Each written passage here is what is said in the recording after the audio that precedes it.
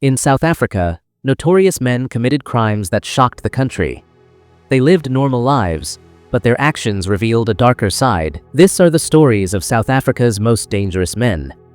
We begin with a name written in violence and betrayal, the man whose actions brought shock and grief to a community. His name is Aubrey Manaka, and his story is one of the most harrowing South Africa has faced in recent years.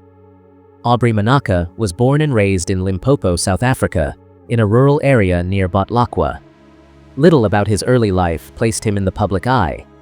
He was known locally as an ordinary young man, unemployed at times, who lived within the same broader community as many students from nearby colleges. In the same area, a young woman called Precious Ramabulana was building her future. She was a 21-year-old student at Capricorn TVET College, living in off-campus accommodation in Limpopo. She was studying business management and was focused on her exams and future career. Like many students in the area, she lived alone in a rented room close to campus. Manaka became aware of Precious through the local community. According to his own later confession, he claimed it was love at first sight, and that he developed romantic feelings for her.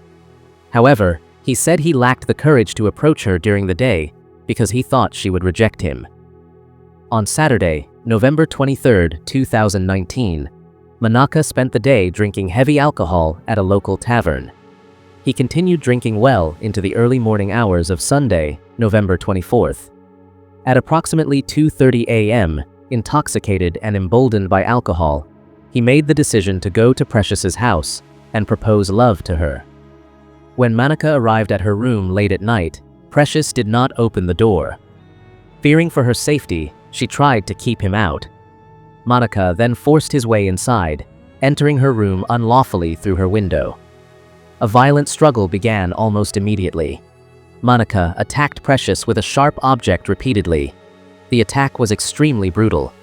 During the assault, he sexually assaulted her, even as she laid injured. Afterward, he continued attacking her to ensure she could not survive or identify him. The violence was prolonged and deliberate. Before leaving the scene, Manaka stole her cell phone and other belongings, then fled into the night, leaving Precious severely wounded. Precious was later discovered in her room. Emergency services were contacted, but the injuries were too severe. She lost her life from the wounds, sending shockwaves through the community and across South Africa.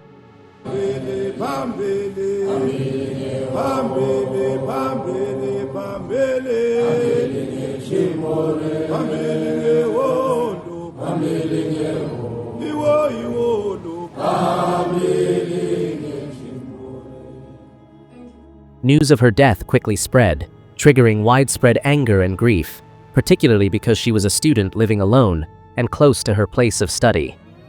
President Cyril Ramaphosa personally directed the South African Police Service, SAPS, to intensify the manhunt and made all necessary resources available to local police. He visited Precious's family at their home near Mikado, where he expressed the nation's horror and anger at the killing. Police worked swiftly.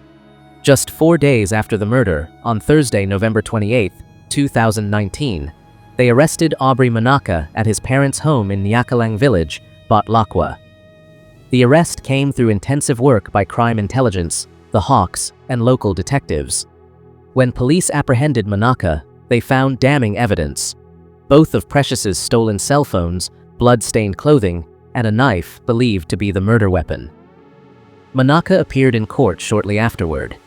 Given the seriousness of the charges and the clear risk he posed, the court denied him bail.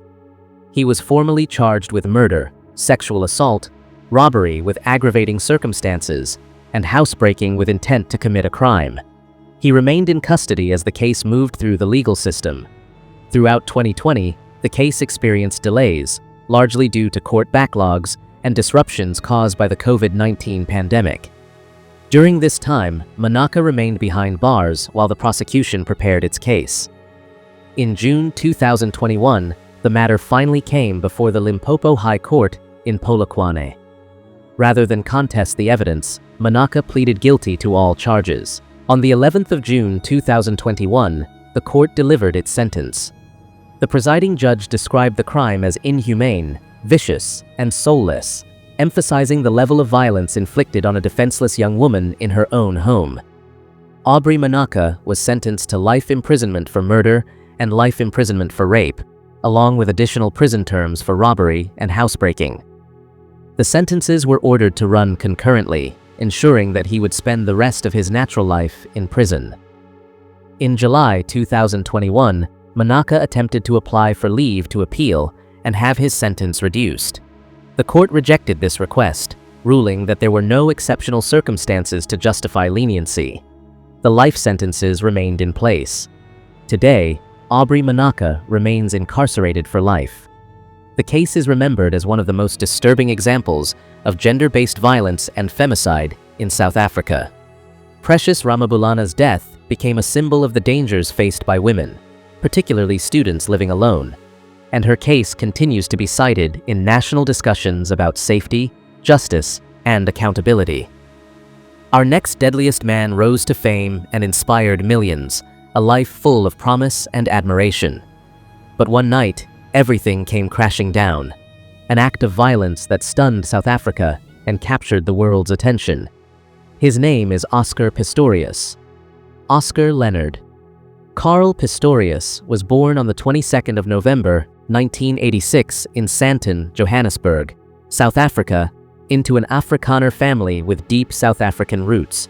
He was born with a rare congenital condition that resulted in both of his legs being amputated below the knee before he was 1 year old. From early childhood, Pistorius learned to walk using prosthetic limbs. As a teenager, Pistorius showed remarkable athletic ability. He excelled in sports and eventually focused on track running using carbon fiber prosthetic blades. His speed and determination set him apart, and by his early 20s, he had become one of the most famous Paralympic athletes in the world, winning multiple gold medals at the Paralympic Games, earning the nickname the Blade Runner. In late 2012, Pistorius began dating Riva Steenkamp, a 29-year-old model, paralegal, and reality TV personality. There were signs of conflict, including arguments and messages that suggested Riva sometimes felt afraid of Pistorius's mood swings. That day, Riva was staying with Pistorius at his luxury home in Silverwoods Estate, Pretoria. According to phone records and testimony, the couple had exchanged loving messages earlier in the day, but tensions later arose. What exactly happened in the hours before the shooting remains contested. Sometime after 3 a.m., Pistorius woke up and got out of bed. Riva was awake at some point during the night and had used her phone. Pistorius claimed that he believed Riva was still asleep in bed when he got up. He said he heard a noise coming from the bathroom and assumed there was an intruder hiding inside the toilet cubicle. South Africa has a high crime rate, and Pistorius told the court that he lived in fear of break-ins. He retrieved his 9mm pistol, which he kept close by. Riva, however, was inside the bathroom toilet cubicle with the door locked. Pistorius approached the bathroom and, without opening the door or confirming who was inside, fired 4 shots through the closed toilet door in quick succession. The bullets struck Riva in the hip and arm, with a fatal shot to her head. She collapsed inside the toilet cubicle and lost her life from her injuries. Security and emergency services were called. Pistorius shouted for help and attempted CPR. When paramedics arrived, Riva Steenkamp was already dead. Pistorius was arrested later that day and formally charged with murder. The murder trial of Oscar Pistorius became one of the most watched legal proceedings in history, and it was a roller coaster trial of ups and downs. Oscar Pistorius first appeared in the Pretoria High Court in 2013 after being charged with the shooting and killing of Riva Steenkamp at his home in the Silverwoods estate. This court handled his initial trial, which lasted for several months and included testimony from witnesses, forensic experts, and Pistorius himself. In September 2014, the Pretoria High Court delivered its verdict, finding him not guilty of murder, but guilty of culpable homicide, manslaughter, and sentencing him to 5 years in prison. After an appeal, the Supreme Court of Appeal overturned the verdict in 2015, found Pistorius guilty of murder, and he was resentenced in 2016 to 6 years in prison. Later, after further appeals by the prosecution, the Supreme Court of Appeal intervened again in November 2017, determining that the 6-year sentence was shockingly lenient and increased it to 13 years and 5 months. And after serving more than half of that sentence, on January 5, 2024, exactly 10 years and 355 days after killing Riva Steenkamp, Oscar Pistorius was released. He was released on parole in January 2024 under strict conditions, including movement restrictions, rehabilitation requirements, and a ban on public media statements. The Oscar Pistorius case is a tragic and complex story that shows how fame, personal flaws, and violent actions can collide with devastating consequences. Once celebrated worldwide as a symbol of resilience and achievement, Pistorius's life became defined by the shooting of Riva Steenkamp, a young woman whose life was cut short in a preventable act of violence. Our next deadliest man came from a life that seemed ordinary, but behind the surface, danger and violence were brewing. His name is Ntokoso Xaba. Ntokoso Xaba was a young 23-year-old South African rugby player who had represented teams at junior and amateur level and was regarded as physically disciplined and ambitious. He was a student at Tshwane University of Technology, TUT, in Pretoria. To many around him, he appeared to be a typical university student, balancing academics, sport, and social life. He was in a romantic relationship with Ntokoso Xaba. Ntokoso Xaba and Ntokoso Xaba met while they were both students at Tshwane University of Technology, TUT. Their paths crossed in the ordinary way many university relationships begin. Ntokoso was a 21-year-old third-year student, known among friends as warm, social, and full of life. She had embraced university life, balancing her studies with friendships and the freedom that comes with being a young adult on campus. On the night of the 3rd of February 2023, Ntokoso went out with friends. It was a typical student social evening, involving drinks and time spent together. During the course of the night, Ntokoso Xaba was seen with her, and according to her friends, he was the last person known to have been with Ntokoso before she returned to her residence. Later that day, Ntokoso was found murdered in her room, having suffered multiple stab wounds. The discovery shocked fellow students and residents. Emergency services and police were called, and the residence was quickly secured as a crime scene. The killing sent waves of fear and anger through the TUT community. Students gathered, protested, and demanded justice, especially given the ongoing national crisis of gender-based violence in South Africa.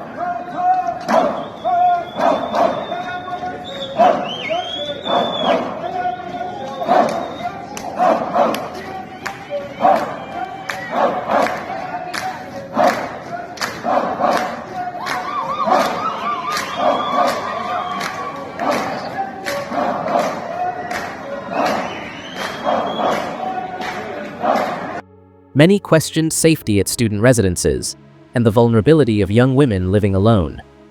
Police launched an investigation almost immediately. Evidence gathered from the scene, witness statements, and the timeline of events led investigators to focus on Ntokoso Xaba as a suspect.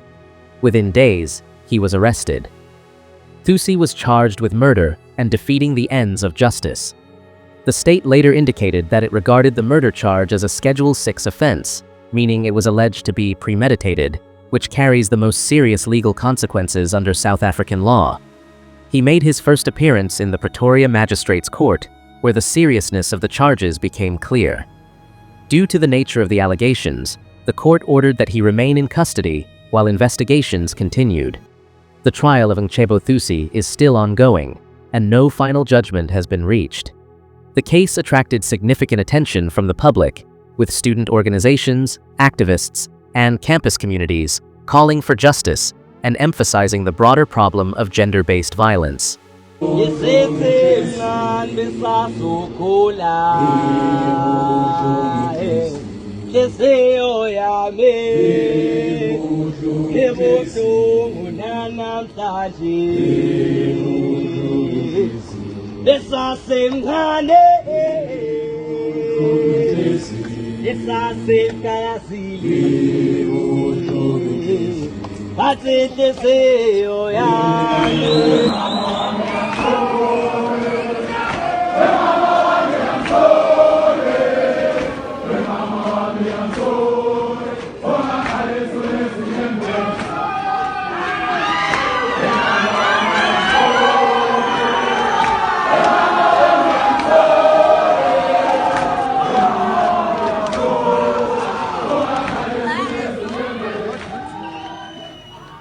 Ntokoso faces charges of murder, defeating the ends of justice, and allegations of premeditation, but no official verdict or sentence has yet been handed down.